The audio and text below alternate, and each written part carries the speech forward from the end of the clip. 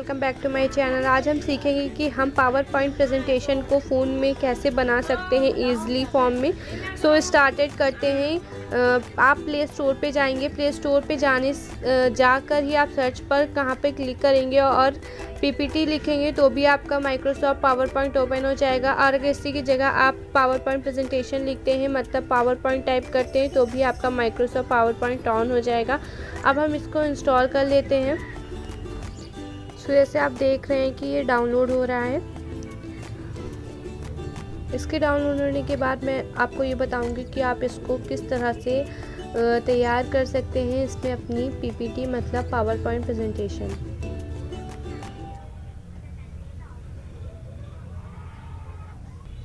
सो जैसे देख रहे हैं कि आप ये हमारा पावर पॉइंट प्रेजेंटेशन हो चुका है।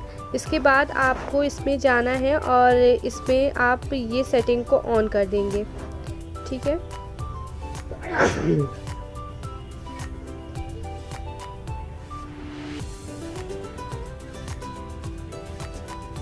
यहाँ पे जाएंगे और इसको ऑन कर देंगे।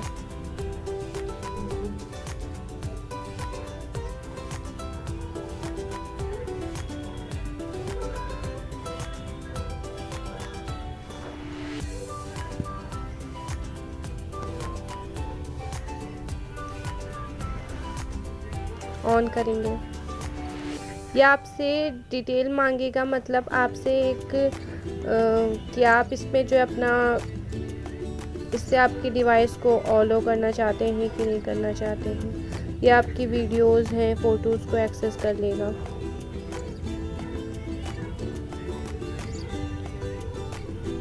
तो यहाँ पर आप जो है अपने ईमेल से साइन अप कर सकते हैं, फ़ोन से साइन अप कर सकते हैं, और अगर स्केप आप चलाते हैं तो उससे भी साइन अप कर सकते हैं। लेकिन मेरी ऑलरेडी एक पावर पॉइंट प्रेजेंटेशन पर साइन अप है तो मैं इसको साइन अप नहीं करूँगी। मैं आपको इसका रिव्यू कर रही हूँ कि आप इसमें कैसे बना सकते हैं, तो मैं इसको लेटर करूँगी।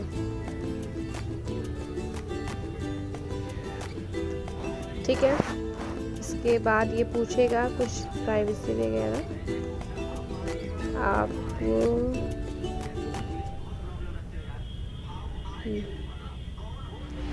ठीक है, फिर उसके बाद आप ये इस प्लस पर क्लिक करेंगे और जैसे कि आप देख रहे हैं अभी थोड़ी देर बाद यहाँ पर आपको थीम्स मिल जाएंगे कि आप किन थीम्स में अपनी पीपीटी को बनाना चाहते हैं। मेरा नेटवर्क स्लो चल रहा है जिसकी वजह से थोड़ा सा इशू आ रहा है। तो आप देख सकते हैं कि हमारे थीम्स ओपन हो चुके हैं। आपको जो सा भी थीम आपको समझ में आता है आप उस पर पीपीटी बना सकते हैं। तो मैं ये पीपीटी लेकर आपको बताती हूँ कि पीपीटी किस तरह से आप बना सकते हैं।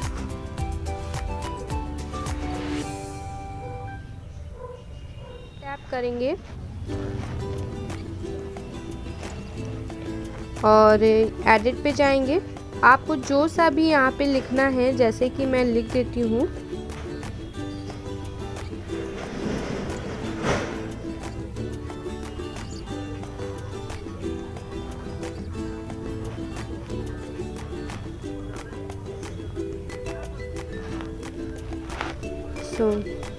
इसको हमने कर लिया। बैक आएंगे, छोड़ दिया, तो यहाँ पर आपका ग्रुप ए हो गया। ठीक है, अब हम इसी में हमको फॉर्मेटिंग करनी है। ऑलरेडी इसमें फॉर्मेटिंग हुई है तो हमको करने की ज़रूरत नहीं है, लेकिन नेक्स्ट स्लाइड में नहीं हुई होगी तो यहाँ से आप नेक्स्ट स्लाइड ले सकते हैं। नेक्स्ट स्लाइड लेने के बाद आप इस पे टाइटल पे क्लिक करेंगे और फिर आप जो सा भी मैटर आपको टाइप करना हो, जैसे कि ऐसे कि जो भी हम टाइप करें, ऐसे मैं आपको टाइप करके बता रही हूँ। और फिर इस पर आप क्लिक करेंगे और इसको सिलेक्ट करेंगे, राइट को पुश करेंगे आप और इसको सिलेक्ट कर लेंगे। सिलेक्ट करने के बाद नीचे की जो फॉर्मेटिंग आपको दिख रही है टूल बार, इस पर आप क्लिक करेंगे और ये जो आपको ए दिख रहा है, ए के नीचे रेड लाइन दिख रही है, इस पर क्लिक करेंगे तो आपका कलर चेंज होगा इसका। अब अगर आपके साथ ऐसा हो तो आप इस पे क्लिक करेंगे तो आपका रीडू हो जाएगा। ठीक है। फिर अगर आपको इसका साइज़ बढ़ाना है या फिर फ़ॉन्ट चेंज करना है तो आप इस पर क्लिक करेंगे और आपका फ़ॉन्ट चेंज हो जाएगा। और अगर आपको साइज़ चेंज करना है तो आप साइज़ को बढ़ा सकते हैं, घटा सकते हैं, वो भी इसमें दिया गया है। ठीक है। अगर आपको इटैलिक करना है इटैलिक कर सकते हैं, बोल्ड करना है बोल्ड कर सकते हैं, अंडरलाइन करना है तो अंडरलाइन कर सकते हैं, क्लियर फॉर्मेटिंग करना है तो आप क्लियर भी कर सकते हैं। और अगर आपको वैसे ही वापस लाना है तो आप वापस भी ला सकते हैं। और अगर आपको बुलेट्स और नंबरिंग का यूज़ वहाँ होता है जहाँ पर आप किसी दो चीज़ को डिफ़ाइन करते हैं या फिर कलेक्टिंग करते हैं या फिर आप किसी चीज़ से डिफरेंस करते हैं, तो वहाँ पर आप नंबरिंग यूज़ करते हैं। बुलेट्स का यूज़ वहाँ पे होता है जैसे कि कोई भी पैराग्राफ है, किसी के भी पार्ट्स को डिवाइड करते हैं या फिर किसी भी चीज़ को डिफ़ाइन करते हैं और उसको अच्छे से पॉइंट्स वाइज बताना चाहते हैं, तो वहाँ पे आप बुलेट्स का यूज़ कर सकते हैं। नेक्स्ट स्लाइड में हम देखेंगे कि पैरे को कैसा किया जाता है एडिट।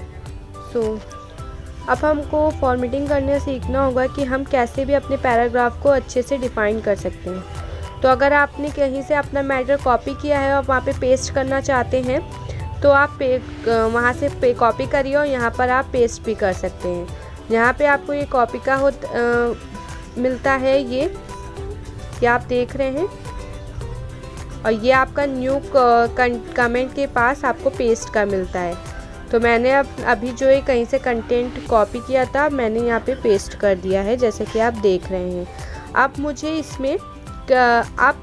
इसमें जो है फॉर्मेटिंग करनी है क्योंकि मुझे ये मतलब अपने पीपीटी पे शो करना है एज अ हेडलाइन।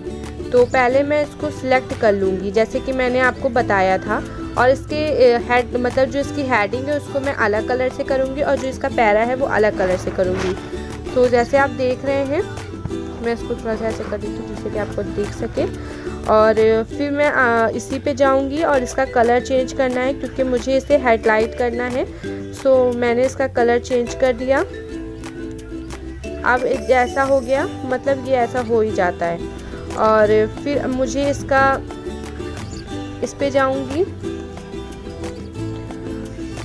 और इसको इटैलिक कर दूँगी और इसको बोल्ड कर दूँगी। अब मुझे इसका साइज़ बढ़ाना है तो इस पे जाऊँगी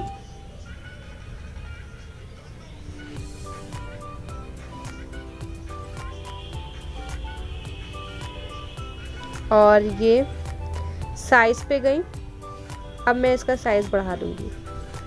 ठीक है। फिर इसकी जो राइटिंग है उसको भी मुझे चेंज करना है, मतलब फ़ॉन्ट को, तो मैं इसको ये कर दूँगी।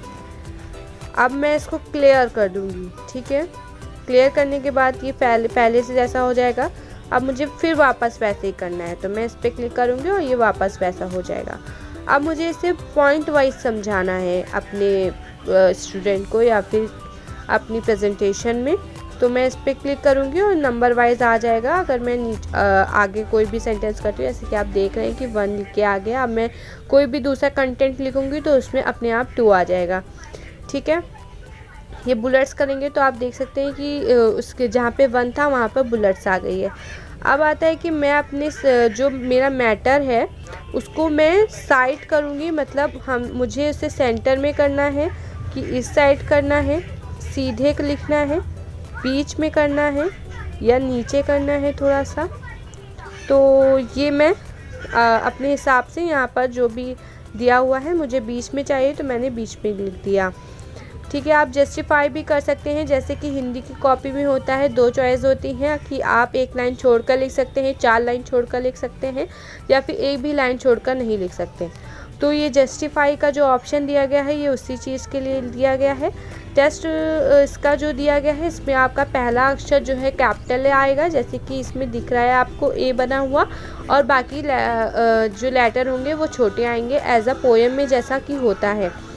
ठीक है। फिर ये कॉलम्स का होता है, अगर आपको अपने उसमें कॉलम्स देना है तो आप कॉलम्स का यूज़ कर सकते हैं। लेआउट, अगर आपको कोई भी लेआउट देना है तो तरीके के लेआउट आपको यहाँ पे मिल जाएंगे। जैसे कि आपको किसी को डिफरेंस करके बताना है तो आप डिफरेंस करके ही बता सकते हैं कि आप मतलब इसे डिफ़ाइन कर सकते हैं। इधर सही लिख सकते हैं, इधर गलत लिख सकते हैं। जैसे कि आप कॉपी में ही लिखते हैं वैसे ही सेम आप पीपीटी में भी समझा सकते हैं। तो आपको यहाँ पे लेआउट पे सेक्शन में लेआउट मिल जाएंगे काफ़ी। और अगर आपको फिर से पहले जैसा लिखना है तो आप इस पर क्लिक करेगा, आपका फ़ॉन्ट जो था वो पहले जैसा हो जाएगा।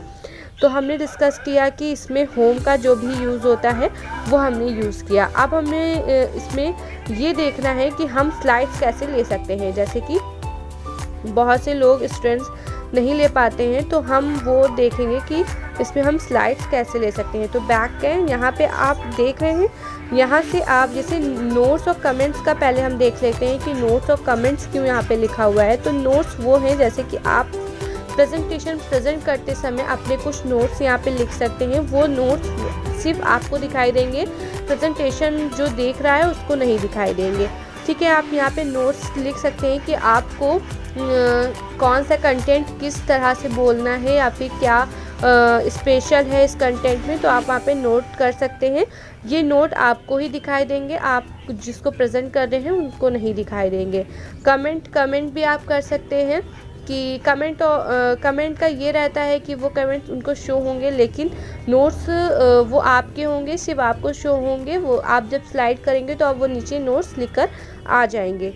यहाँ से आप जो है आप यहाँ पे प्लस का बटन दिख रहा है, आप यहाँ से स्लाइड चाहे जितनी मर्जी लें आप ले सकते हैं। और आपको लेआउट चाहिए तो आप नीचे सेक्शन में देखेंगे यहाँ पे लेआउट है, यहाँ पे आप लेआउट ले सकते हैं जैसे कि मैंने बताया। और ये एक जैसे कि ये एक टेबल टाइप का है कि आप टेबल के ज़रिए समझाना चाहते हैं अपने कंटेंट को, आप टेबल के ज़रिए समझा सकते हैं।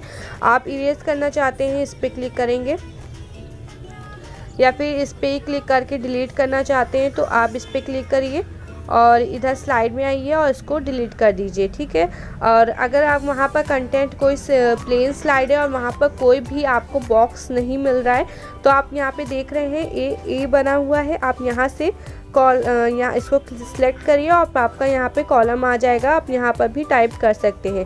ठीक है, और जैसे कि आप इसमें भी एडिटिंग कर सकते हैं सेम वैसे ही। ठीक है, ये तो मैं बता ही चुकी हूँ आपको।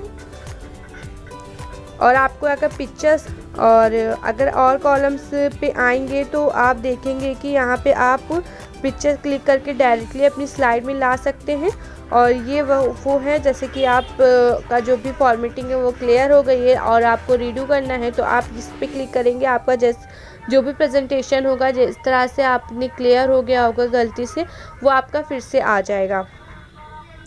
नेक्स्ट पे आते हैं कि एनिमेशन, जैसे कि बहुत से लोग होते हैं डिज़ाइंस करते हैं तो इसको जो है जब आप कोई भी इफ़ेक्ट करेंगे, जैसे कोई भी एनिमेशन कैसे कर सकते हैं तो हम एनिमेशन वाले सेक्टर पे जाएंगे और वहाँ पर क्लिक करेंगे। जब हम वहाँ पे क्लिक करेंगे तो ये कुछ इफ़ेक्ट्स हमें दिखेंगे जो कि हैं, और फिर हम उस इफ़ेक्ट पर जाएंगे और जो सा भी इफ़ेक्ट हमें लेना है वो हम ले लेंगे। जैसे कि मैं ये व्हील का ले रही हूँ, उसके बाद इसका रिव्यू देख लेंगे कि कैसा है।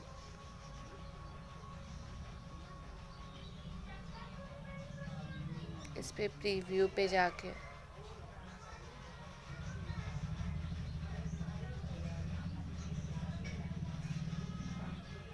ये देखिए इस तरह से आएगा कुछ कंटेंट। कॉलम्स को डिस्कस कर लिया है, जैसे कि होम को इंसर्ट कैसे करना है आपको अपना मैटर वो हमने देखा। ड्रॉ मतलब जो भी आपको शेप वगैरह देने हैं किस तरह से आप डायग्राम के ज़रिए समझा सकते हैं उसके बारे में देखा। और डिज़ाइन मतलब कैसे कि आप अपने टेक्स्ट को फॉन्ट के ज़रिए कलर्स और स्टाइल में कन्वर्ट कर सकते हैं वो हमने देखा। और ये जो हमारा ये बचा हुआ है ट्रांजेक्शन्स को भी देख लेते हैं। इससे आप अपने मतलब अपनी स्लाइड को अच्छे से रिप्रेजेंट कर सकते हैं। इसमें अगर आप अप्लाई टू का और करते हैं तो आपकी सारी स्लाइड्स में ऐसे ही होगा। तो अगर मैं इसको कर देती हूँ और फिर आपको प्रीव्यू दिखाती हूँ तो ये कुछ इस तरह से दिखेगा।